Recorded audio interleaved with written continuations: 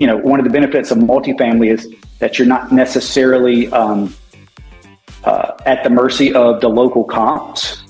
You can, through strategic value add projects, you can increase the value of your property. Now, there's still the cap rate conversation to have, but you have a lot more control. And with single family, I think we're going to still see some contraction in home prices. Welcome to the Power of Passive Income and How to Retire Rich with your host, Vijay Patel. Get your financial advice straight from the experts and learn how to take your first steps towards financial freedom. If you're ready to retire rich, then listen up. So right now, there's a lot of cloud around real estate market, like, interest rates are fluctuating, economy is slowing down. So how do you yourself positioning, and what do you think about in general real estate? Is it still a good investment?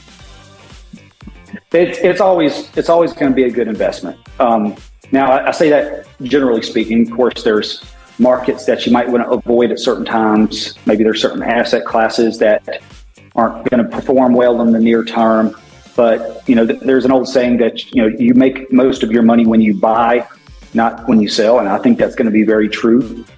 So while I continue to be bullish on multifamily, the number of deals that are making sense we're just not going to see a whole lot of it. So obviously, I think I don't think cap rates are going to go up too much. I think we may just see a stagnation over the next couple of years.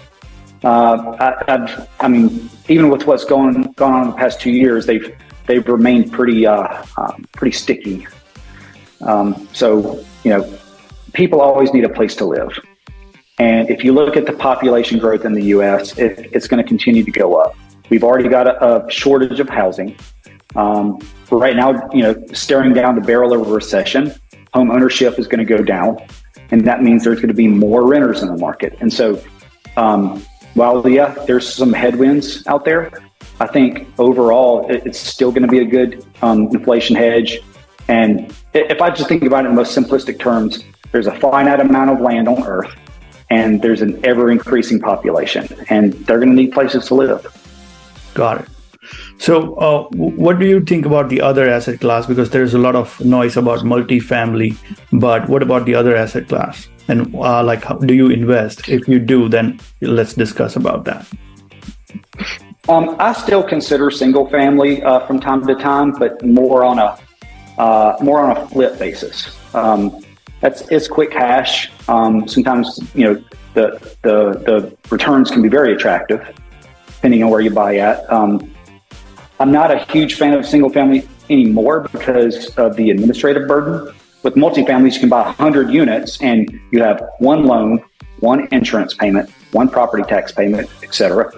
And if you want 100 single family homes, you have 100 bills for each line item, and it can get cumbersome.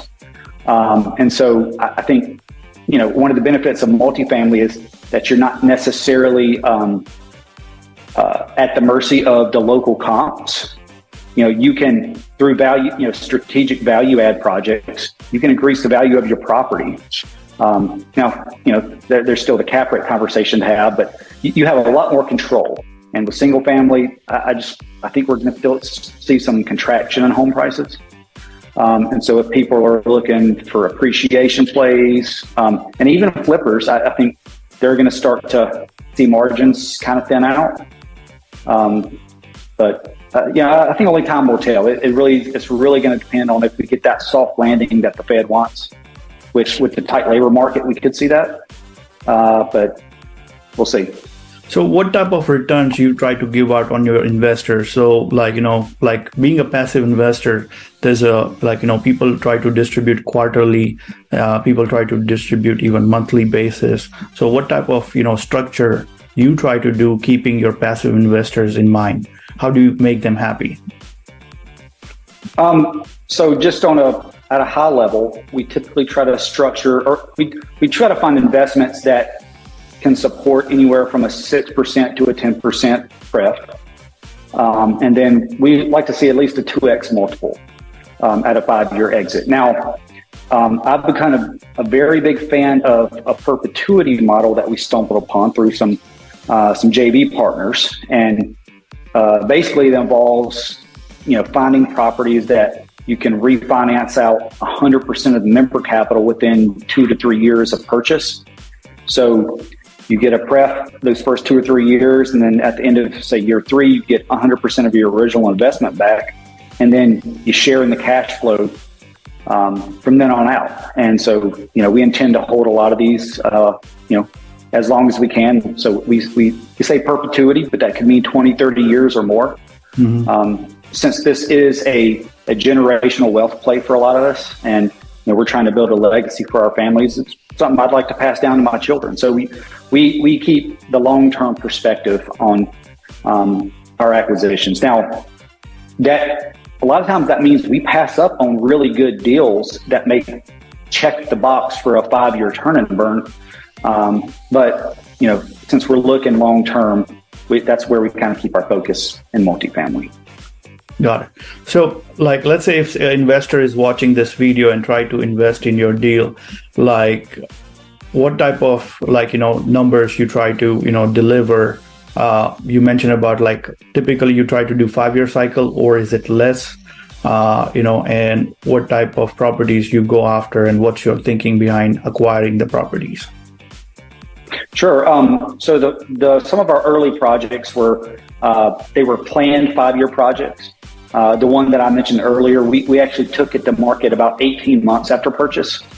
We had finished the value add plan, had questions about the upcoming, state of the economy. And so we were able to dispose of it and provide solid returns for everybody. Now, everything else that we have right now, we have one property that we will end up holding for about 5 years.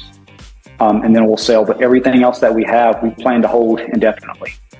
So typically, if we're talking cash on cash, we typically strive for that magic, 8 to 12%. If we can get more, great.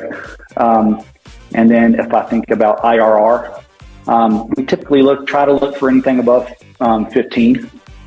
And that's we try to underwrite based on reality. Sometimes I see some wild rent projections. I may see unrealistic numbers on certain line items.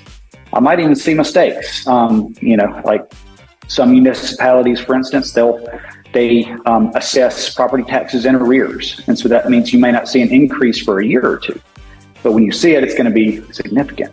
And sometimes that's not built into the numbers. And so those are the types of details we try to dive into to make sure that our pro forma isn't just solid in year one. It's as solid as it can be with the uncertainty around it, through the life cycle of the project. Got it.